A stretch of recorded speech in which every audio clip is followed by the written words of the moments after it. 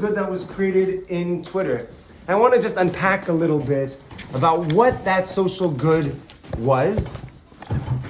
Before, the dynamics that was always with the sovereign and its citizenry, it was always that the sovereign saw the people, saw its citizenry as a mob, as a mass, and used game theory tactics in order to control, either through fear, through rhetoric, through encouraging, through carrot and stick tactics, whatever it was always seen as the sovereign, the authority, and a dialectic between that individual and its citizenry. And what happened with social media is it no longer allowed there to be just a mob, but every individual had an opportunity to bring their own perspective into the narrative. The narrative was collapsed and the hierarchy was brought in where there was now a face, there was now a name, there was now people who were able to galvanize not around an entire concept, but an entire human being. It humanized us. When in the Holocaust, the Jewish French philosopher Emmanuel Levinas talks about his hero Hegel, such an incredible mind. How is it possible that an individual who's reached the peak of philosophy since the Greek philosophers, an individual who carried that baton into the Western culture, how was that individual able to be lowered down to the Nazi Yamach Shemo philosophy? How is it possible that the Nazis themselves were able to perpetuate such evil? And Emmanuel Levinas says that it's because he saw it as he was walking through in the line in Auschwitz. He saw in the back of the shoulder, he said he saw a face. That the Nazis no longer were able to see the face of the Jewish people. They defaced them and instead created this evil enemy, this theoretical propaganda enemy that they said, oh, the Jews, they're a parasite. The Jews, they are an evil people banding together. They're the communists in capitalist societies. They're the capitalists in communist societies. The Jews are always just the enemy. And in effacing the face of the Jewish people, they were able to distance themselves, pull themselves apart, and lose their humanity. In social movements, the power of having an individual to band around, it's at the heart of many social movements. The face could be Malala Yousafzai.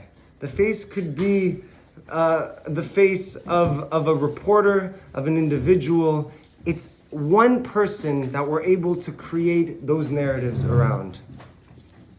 This week's Parsha, Tazria Mitzora, at its heart, we don't know why the leper actually received the punishment, but the rabbis give us a hint from the word Mitzora, Motzi Shemra, that it's in creating narratives, in people spreading rumors, they're able to slander individuals.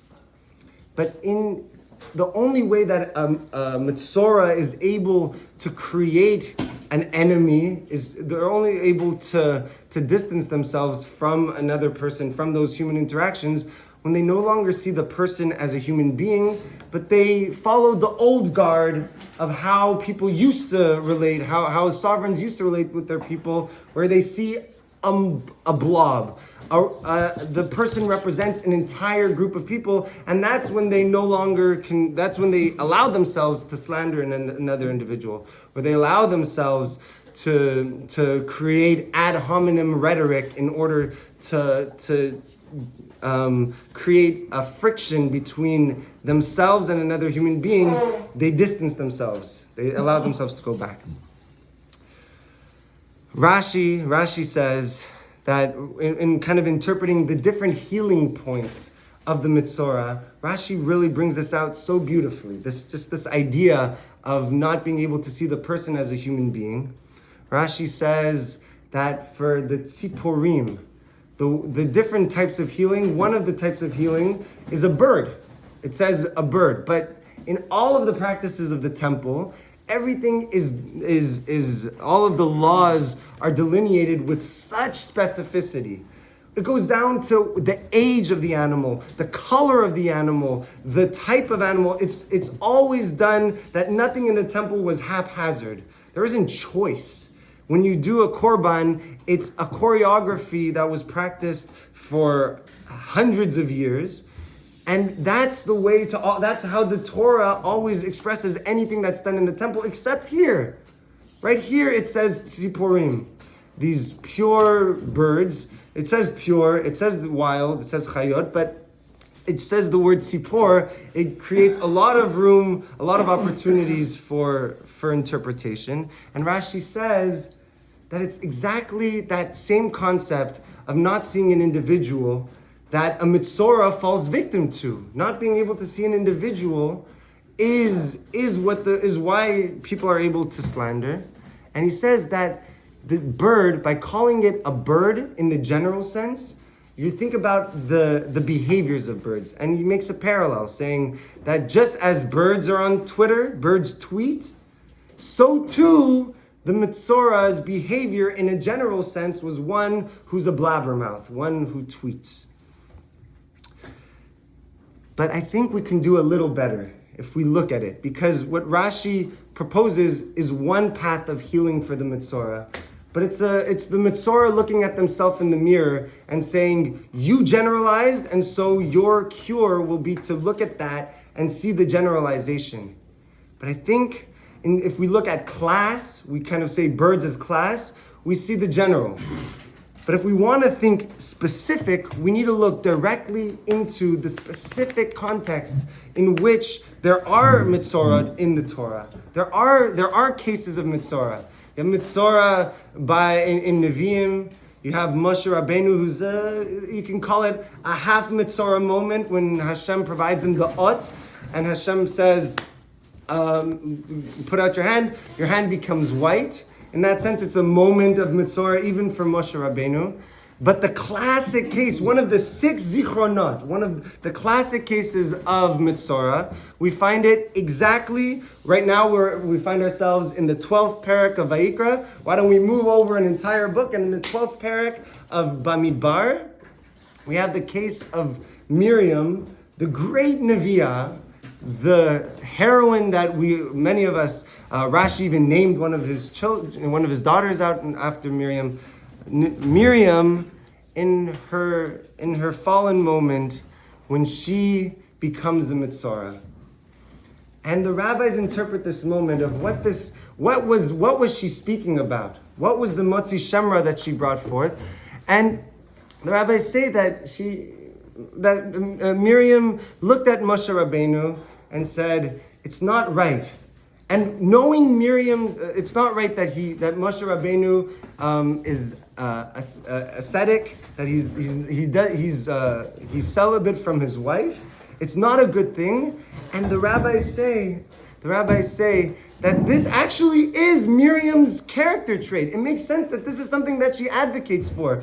When she was 3 years old, the Midrash says she gets right up on her platform and she tweets out against her father. She says to her father, you cannot prevent us from having marital relations in this moment.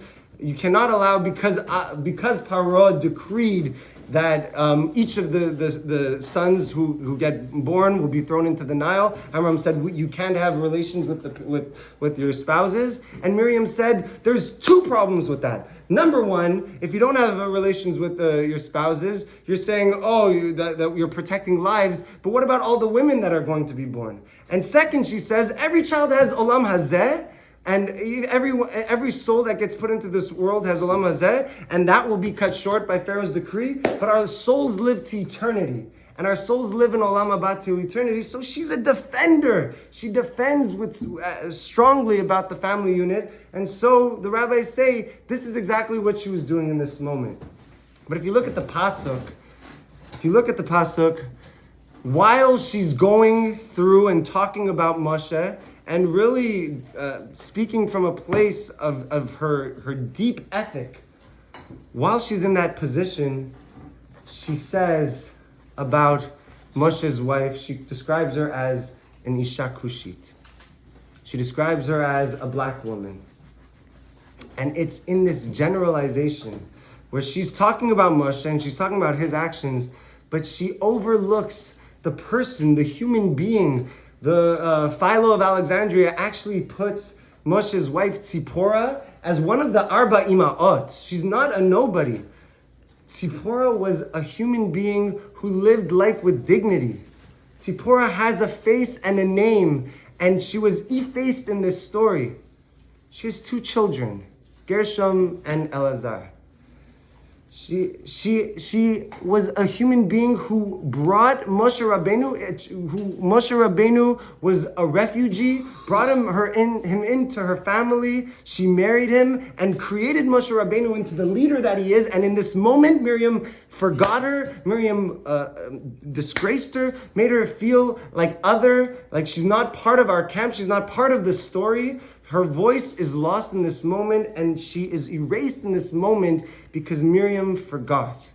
Miriam forgot that in that moment, she no longer had a face. And so the Mitzorah, every single time that the Mitzorah is in the healing process, thinking to the class, thinking about the general sense of what the behavior is that they're facing, they also, at the same time, their path towards healing is not just about the general behavior set of blabbermouthing, of tweeting, but it's about the specific case of giving a name and a face back into the narrative.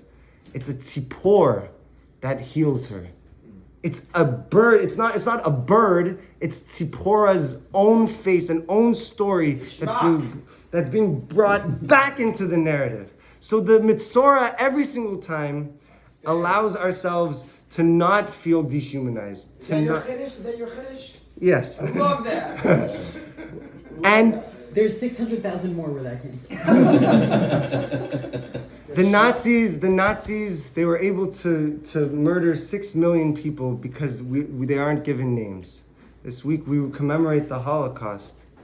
But each of us have the ability to share one name, one face, one person. And so I want to bring to this table my great-grandmother, Terry Luck, who was murdered, whose ashes were in the flames of Auschwitz.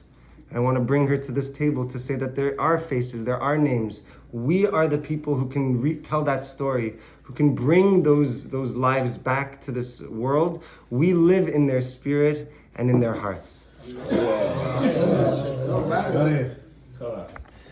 Shot.